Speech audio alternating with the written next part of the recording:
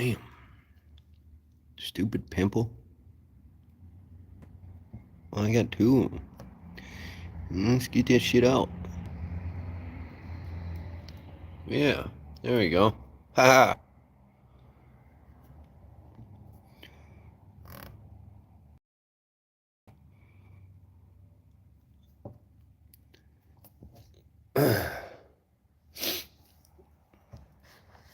Use the owners. It's just.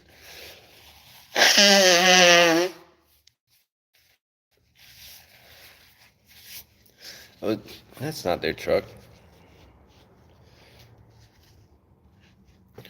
You could go shower somewhere. Wipe down, wash down. Damn, she's cute. Is she going to the fitness place? I should get a membership over at the fitness place so I can meet some of these local ladies. She's cute. She's cute. Man, I tell you what, the southern women are just different. They're so sweet.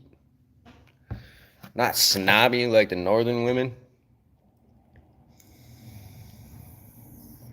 Once you hit about halfway through Missouri,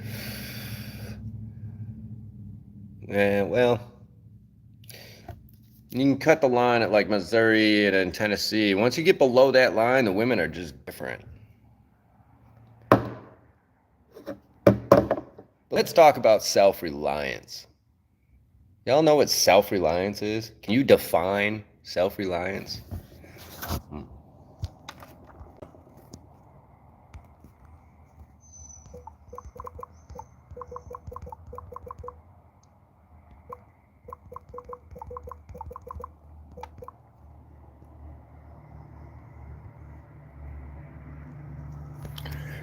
Boom, boom. There's going to be a bunch of people at church that are not going to watch me this morning. That's okay. I don't know what I'm going to do. Probably take Boots to the park. I go fishing too. Apparently, if I become a resident of this county, I can go fishing with a cane pole. Not entirely sure how I become a resident. Not sure that I want to become a resident. I have another opportunity in a state quite a ways away on a homestead. Actually, it's more than a homestead. But I'm not sure I want to go to a cold state for winter. I spent 34 years in cold. Hey, what's up, Alice? How you doing? It's a great Sunday morning. It's nice and sunny out. I just thought I'd hop on here and maybe talk about like doors closing and opportunities and what it means to be self-reliant. Stop whining, man. Stop.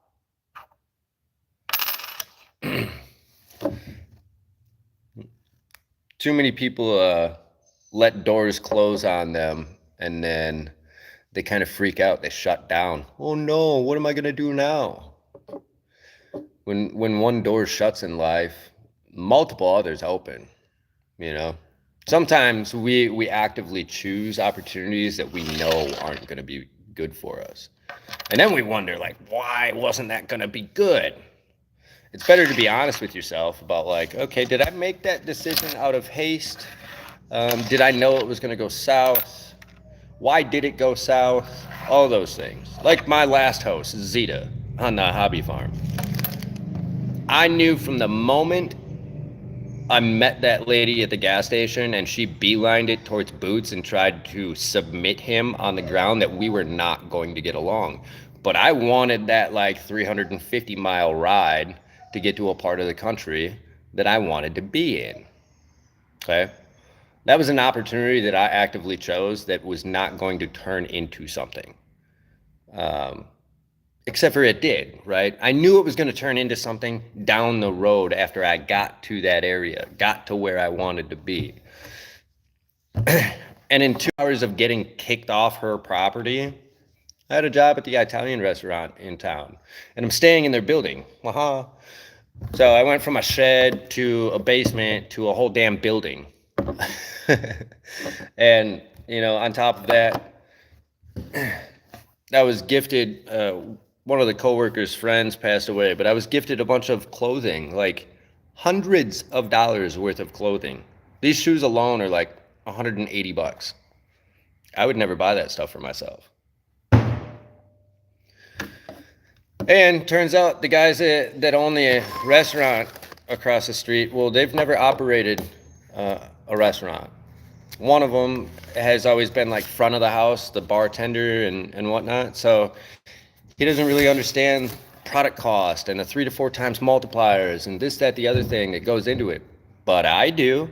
That's why I say I chose an opportunity that I knew wasn't going to work out, but I did so with the mindset and mentality that, well, when this thing ends with Zeta, I know I have the abilities and skill sets to go out and find another opportunity. And I found people that truly need my skill sets.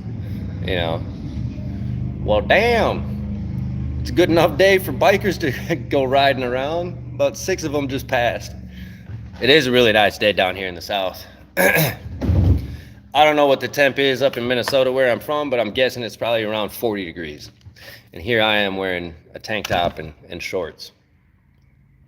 Hence the reason that I took that ride, you know what I mean? Because I wanted to be warm. I wanted to experience a different climate for winter.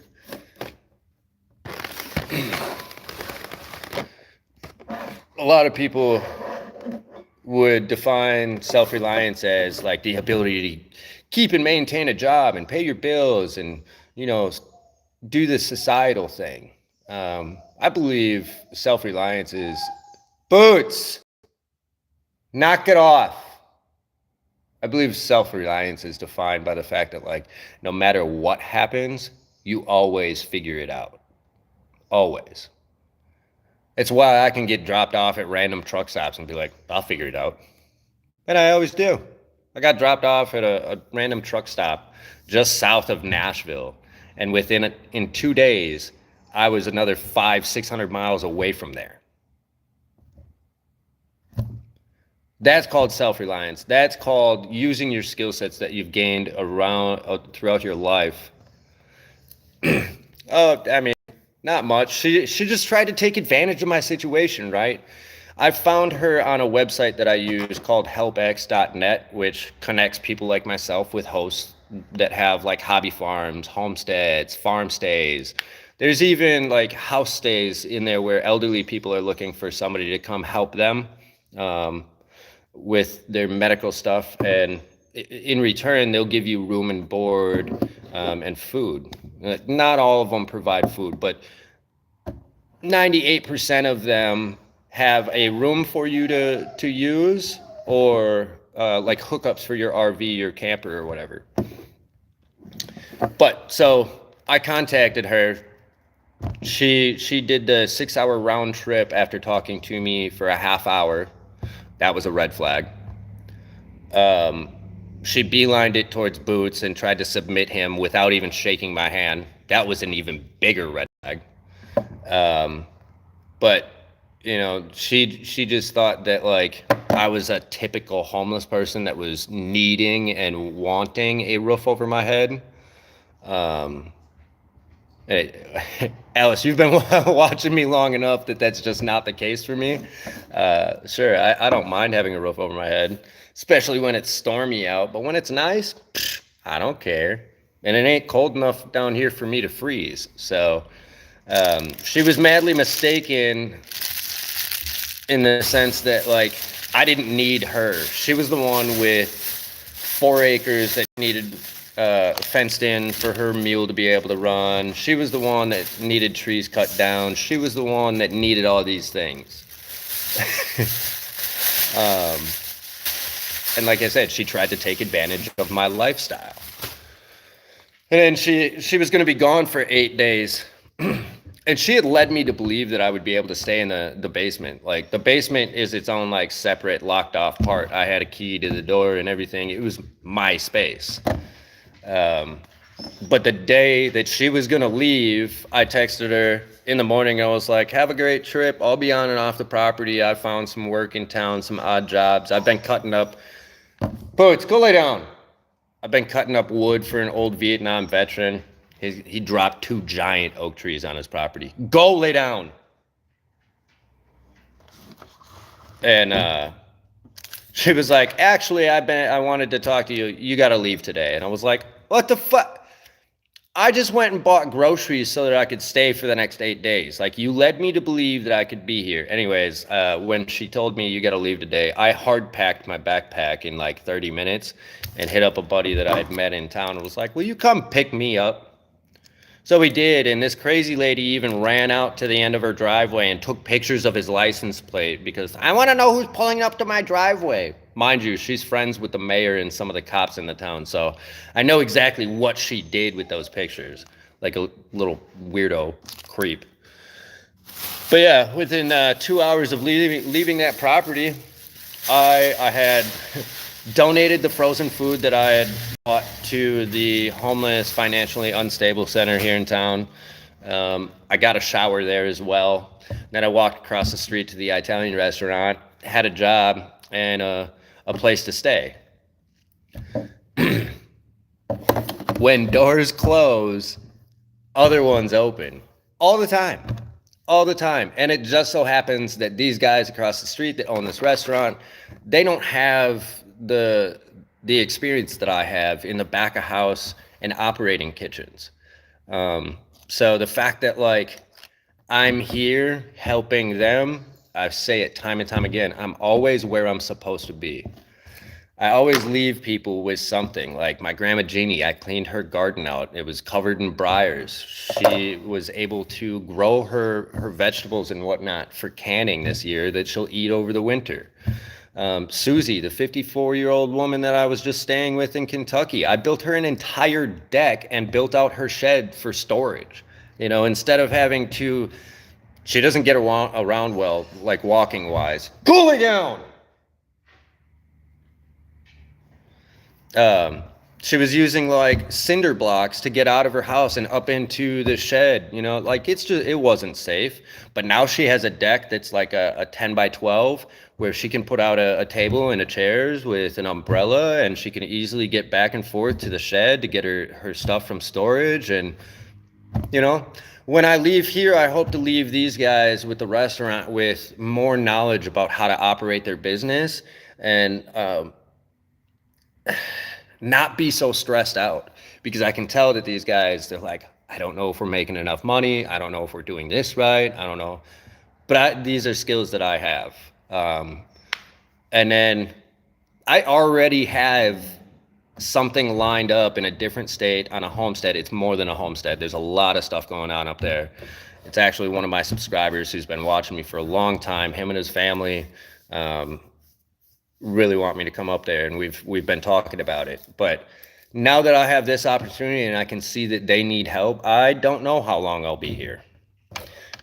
Though that's how I define self-reliance, because at the end of the day, yes, I rely on other people. We all rely on people in this world, right? Everybody that has a job relies on somebody that owns that company to provide them that job so that they can make money, right? It's a give and take. It's symbiotic. The self-reliance comes in there in finding and being able to adapt to your situations and finding exactly what you want. You know, there's a lot of people that would be like, well, why do you keep moving across the country? You can't keep a job. First of all, I'd have to want to keep a job. To keep a job. I don't want to live that life. I'm not looking at being Mark at 56 years old, still breaking my body trying to make money to survive. I want to do it differently. That's why I want to learn about homesteading. That's why the opportunity in the other state is so perfect for me. We haven't really got down to the nitty gritty about it, but when I talked to him yesterday on the phone, he was telling me that he had somebody else living on his property that just got done building like a 20 by 18 cabin. I don't know if he's 100% like offering me a spot on his land that I would be able to build my own cabin or whatnot. But if that's the case, look at the years long travel that I went to for that opportunity. Self-reliance is about adaptability. Self-reliance is about having confidence in your abilities and your skill sets. That's why when I talk to young people, it's not necessarily all about college. It's about growing your skills, you know. I have skills in the restaurant industry. I have skills in home repair. I have skills in sales. I have skills in communication. In fact, I was just talking to guys last night about like how words matter when you're speaking to your employees. Clover's system went down. Their point of sale system went down. Like Clover itself went down, and one of their waitresses was kind of freaking out about the tips not being able to be entered. Which fine, fair. The state that I'm in, I'm down south. These waitresses get paid $2, $3, $4 an hour. You know, they rely on their tips. And I just, I gave them my experience, and I said, at the end of the day, to calm that situation down, the words, don't worry about it, we'll figure it out, don't work. The psychology behind it is, you tell your employee that, okay, I will cover your tips for you if that's what has to happen. Can we please focus on that later, though, and get service done tonight? The fact of the matter is it became such a wide issue for Clover that it automatically was put in their system the next day for tips to be entered, and there was no extra processing fee, for it. But when they called to see what was going on with the system, the basic employee that answers your phone call that's sitting in front of the computer, they were like, well, you'll have to call back on Monday and you'll be charged an extra 3% processing fee. Because that's what they're trained to do. They're not the supervisor. So, again, taking all your building skills, first of all, is what creates self-reliance. But once you have those skills, you can fall back on all of that and be like, well, I've worked in call centers. I know exactly what those people on the phone were doing when they were answering that call. This is the 50th call I've gotten about this. All I can do is document it. I wish they would fucking fix it. And they're chatting to their coworkers between these calls like, well, that customer wasn't as mad. That was nice.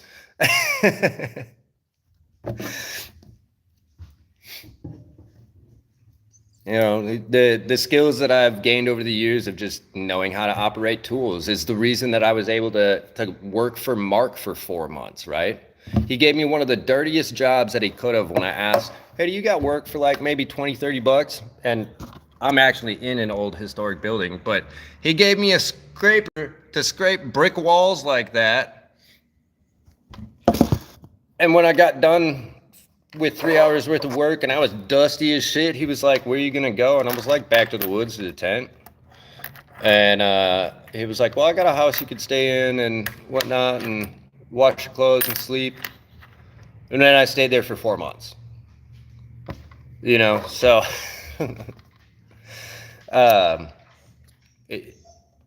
self-reliance. Self-reliance starts with just building your skills. And then when I decided to leave Kentucky, hell, I was 500-600 miles away in 3 days. People are very confused by my channel too. Like some people, guys mainly, think that I'm trying to encourage people to go be nomadic like me. I don't think I've ever said, go live like I do. But I do constantly tell people to go live their dream. Don't let anybody tell them that they can't because the person wouldn't or couldn't or doesn't believe it's possible or whatever.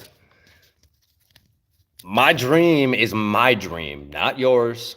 My dream has been to travel the country the way that I am,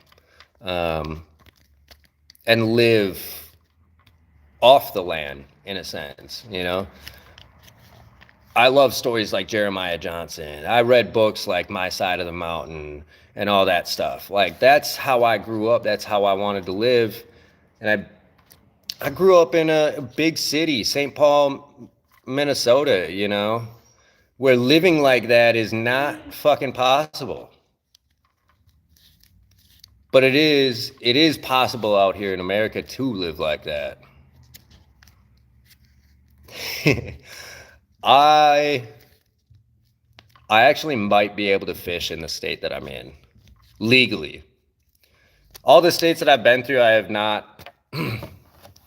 I say I have not been fishing because I haven't. Wink, wink. Um, because I don't feel like paying the out-of-state cost for a fishing license. But in the state that I'm in, uh, there's a workaround to it, which is nice. Cane poles. Cane poles. As long as it's not like a newfangled actual up-to-date fishing pole and rod and reel.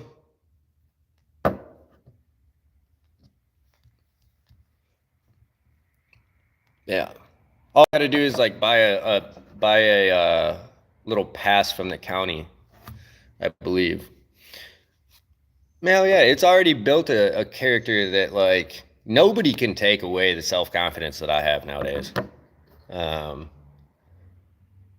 adversity means nothing to me. Uh, I just find a way over the wall, through the wall, around the wall, under the wall. I figure out how to blow the wall up.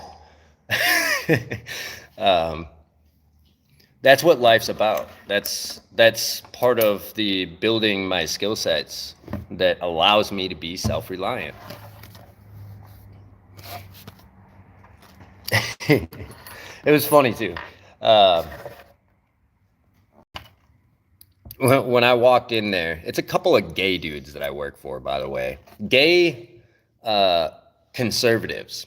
They're older gays, right? They're not the millennial or younger gays. So they're like, this is pretty cool. They're kind of anti-establishment themselves, kind of punk rock.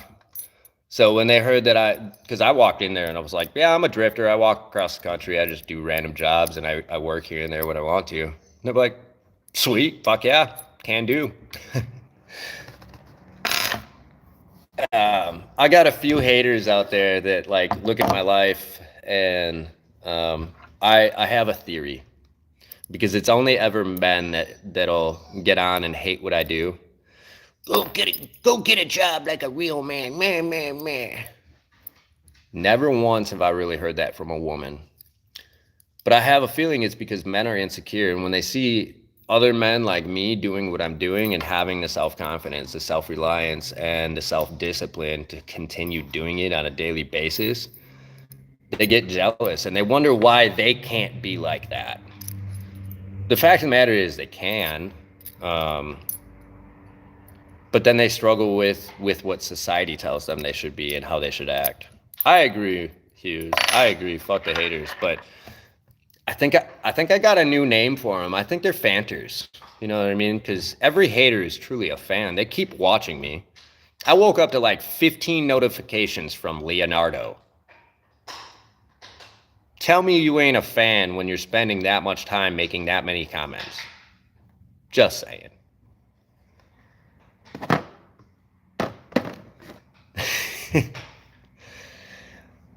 Anyways, that's my church. The Nomad church today is just to like show y'all that anything's possible. You don't have to live the way that I'm living. When I tell you to go live your dream, it's not the dream that I'm living right now. It's the one that you dream about, you know, the job you wish you had. Figure out how to make that shit happen. You know? One of the guys that I work for, he's very intelligent. Like he's got multiple degrees in a bunch of different stuff. Psychology, degree, like a PhD in robotics. Just an incredibly smart person. So the other thing that like makes me laugh about people like Leonardo is they don't understand the people that I get to meet along this journey. He made a comment. He was like, I can go wherever you go, but I would drive. Yep. And you'd miss all of what I get to enjoy. You drive past these signs on the side of the highway and you're like, I wonder what that little, never mind, it's gone. That little placard right there, I get to stop and read every single one of them. Did you know there's a pig buried on the side of the road somewhere in southern Illinois that is like worth $1 million? I forget the name. I'd have to look it up again. But during World War I, the pig raised like $1 million in war bonds. That's a plaque that people drive by every single time. They point at the plaque and they wonder what that plaque might be, but nobody driving actually stops and reads those.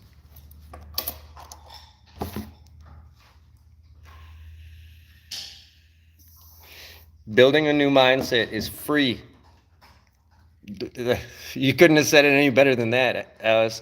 Also, I'm pretty sure Alice Adams is my gangster granny friend on YouTube here. So anybody watching, go check out her channel. She posts some good stuff.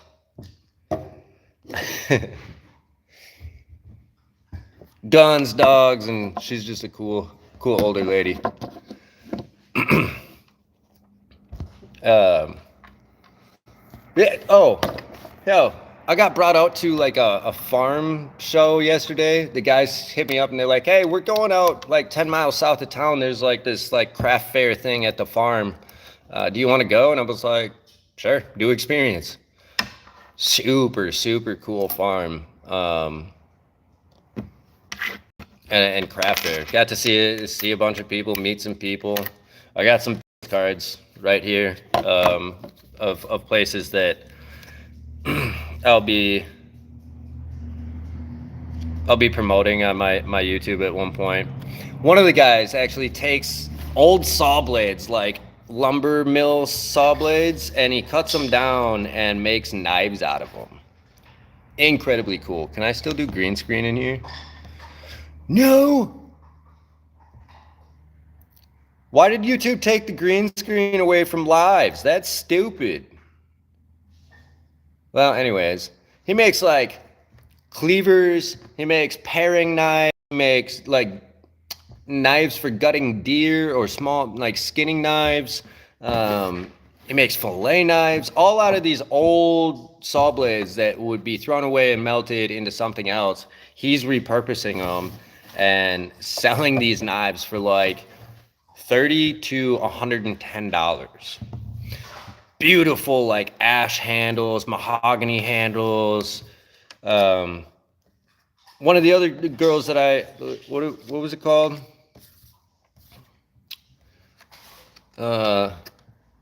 Hook, there it is. She does crochet.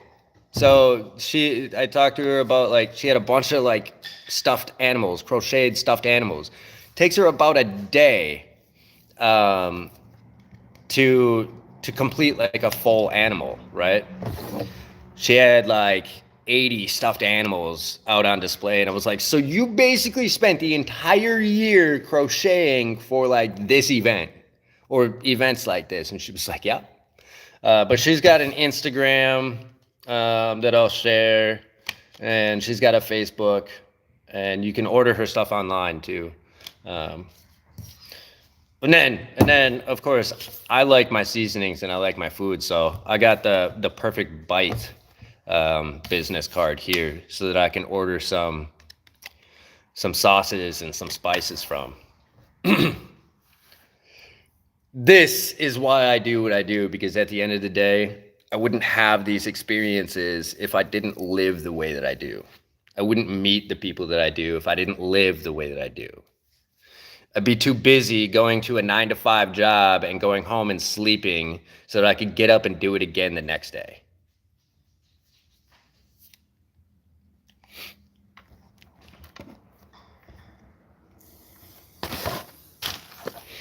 This life ain't for everybody.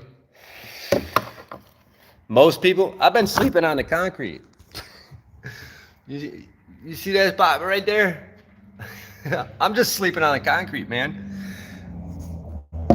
Tell me why I'm happier sleeping on the concrete in a building that's not even built out. I don't even have a bathroom in here. Luckily, they're doing construction across the road, and there's a porta potty over there. So that's the shitter I use if I need to go, especially in the middle of the night. What? But why am I happier than these people that have like giant homes? Why am I happier than people like Leonardo? Why is he spending so much time on my channel leaving comment after comment after comment like, what is this bullshit motivational channel? I don't know, but you're watching it.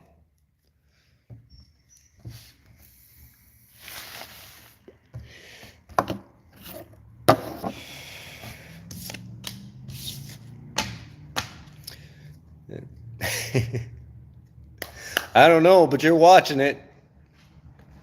I think that's the funniest part is people get on the internet and they talk shit to people like me on YouTube and they're like still sitting. You're sitting on your phone somewhere watching me. Yet you're gonna talk shit to the person that you're watching.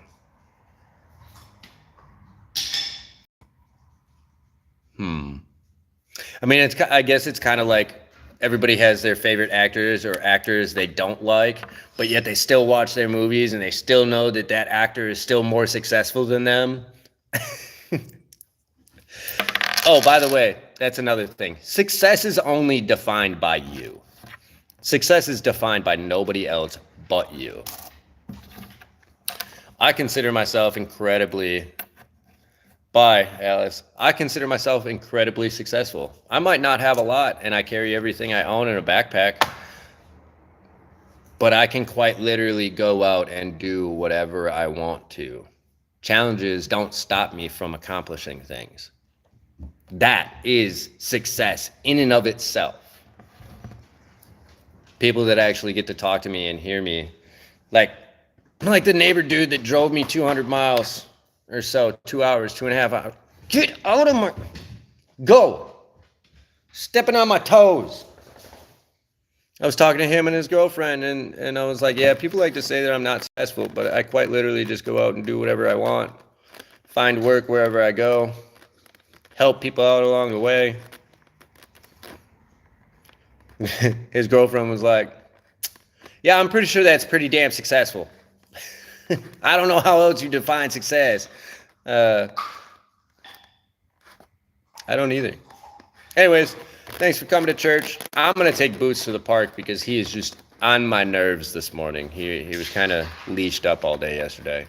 So, have a good day. Don't let anybody tell you you can't go live your dream, whatever that may be, because they don't believe it's possible or they don't believe in you.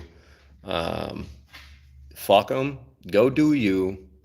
Go live your dream. Do whatever you have to that's good and right to accomplish those dreams. Just saying.